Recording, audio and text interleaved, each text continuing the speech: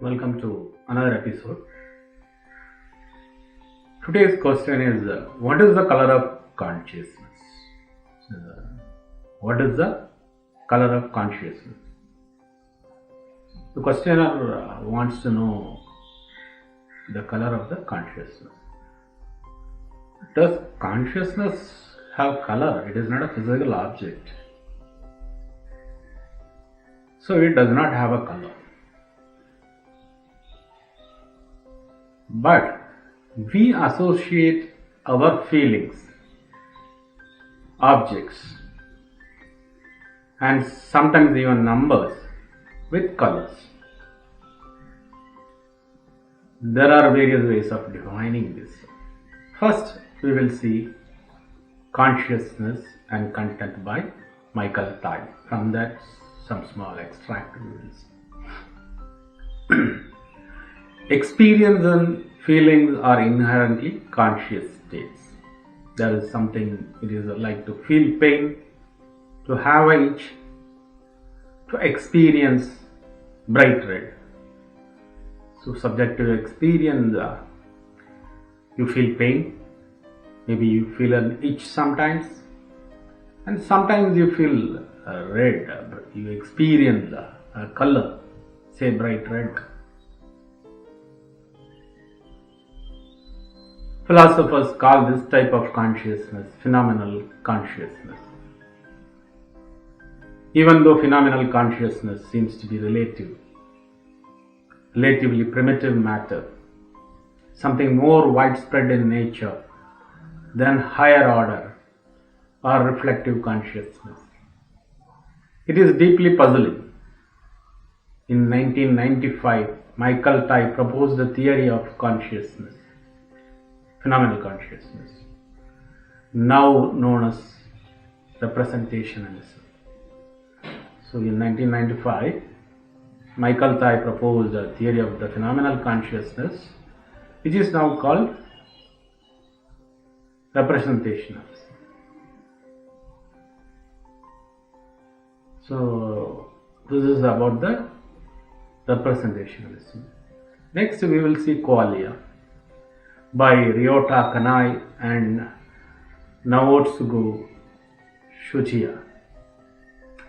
Perhaps the most difficult biological question of all might be how and why electrochemical neuronal activity in the brain generates subjective conscious experience, such as the redness of the red or the painfulness of pain. How do you have the experience of redness of red? Or you say pain, how do you experience that painfulness? Neuroscientists track how light impinging on the retina is transformed into electrical pulses, neuronal spikes, relayed through the visual thalamus to reach visual cortex. So when the light impinges on the eye, on the retina, it is transformed into electrical pulses or neuronal spikes.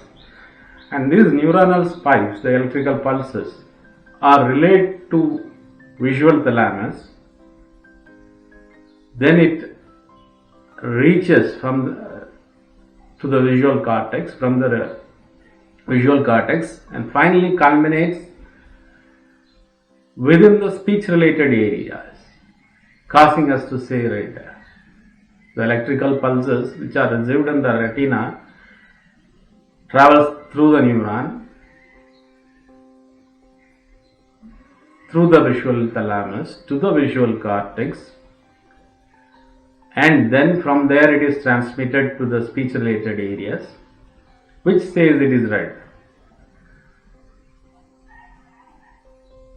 But how such experience of redness of red emerges from processing of the sensory information is utterly mysterious. But still, how these electrical impulses create an experience of red in your brain, that is still mysterious. It is still also unclear why these experiences possess phenomenal characteristics which can be directly accessed only from the subject having the experience. This is called the hard problem of consciousness, as coined by philosopher David Chalmers. The phenomenal aspect of consciousness, or what it is like, character of subjective experience, is called qualia. The singular form of the word quale, from the Latin what sort or what kind. So this subjective experience is called qualia, which is derived from the word quale in Latin, which means what sort or what kind. In this primer, we provide an overview of the term qualia and its conceptual issues and neurobiological approaches which can contribute to clarify some of these issues. The term qualia has been used in two different senses, broad and narrow. A quale in the broad sense refers to the entire conscious experience at a single moment. So a quale can refer to the entire conscious experience you are having at this moment in the broader sense, which consists of multiple modalities of senses, vision, audition, touch, and so on.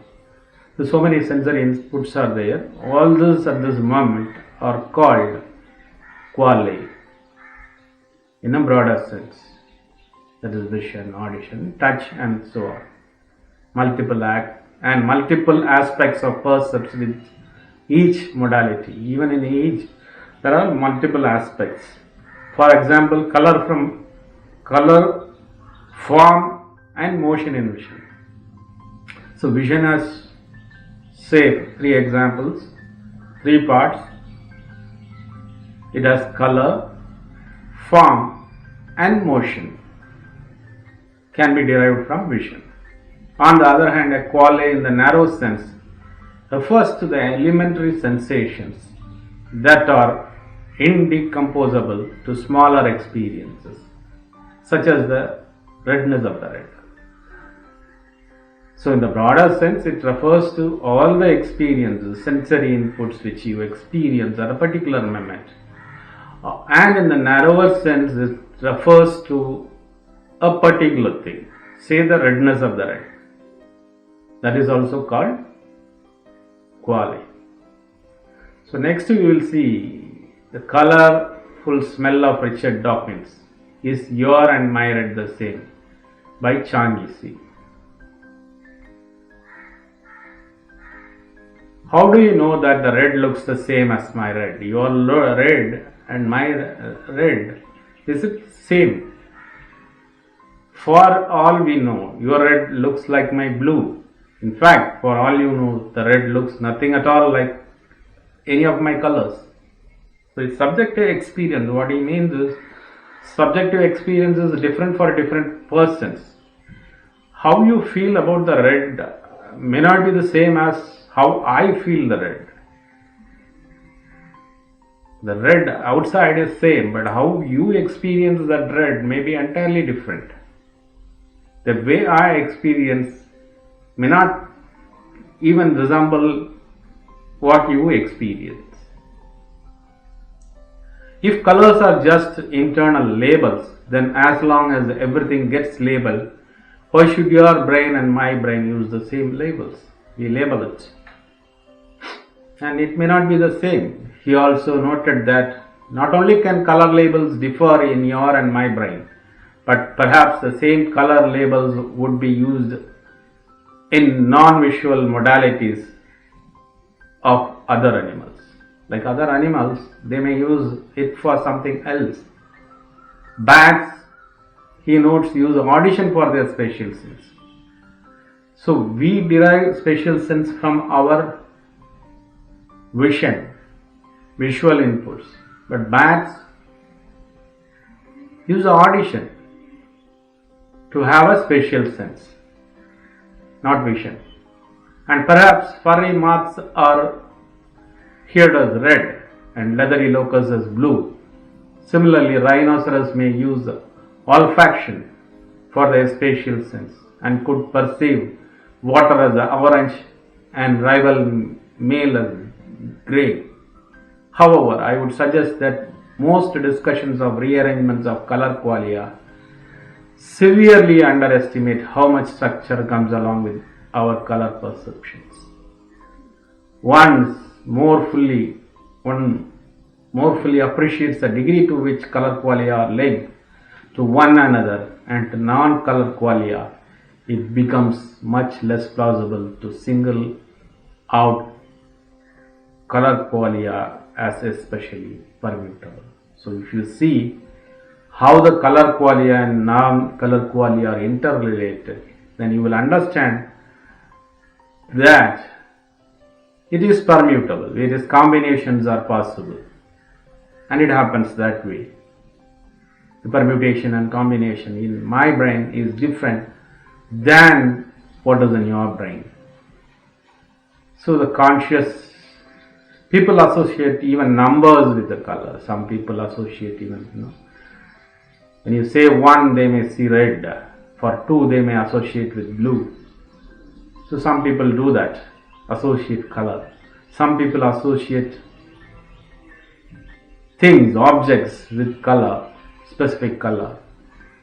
So how that experiences are generated is a subjective experience. So to answer the questioner, consciousness does not have color, but people associate some color with a specific subject and even numbers. People may associate anger with red, they may associate peace with blue, whatever. So that is happening. That is happening. But consciousness itself is not having any color. So with this we will end this episode. Stay with me for another episode.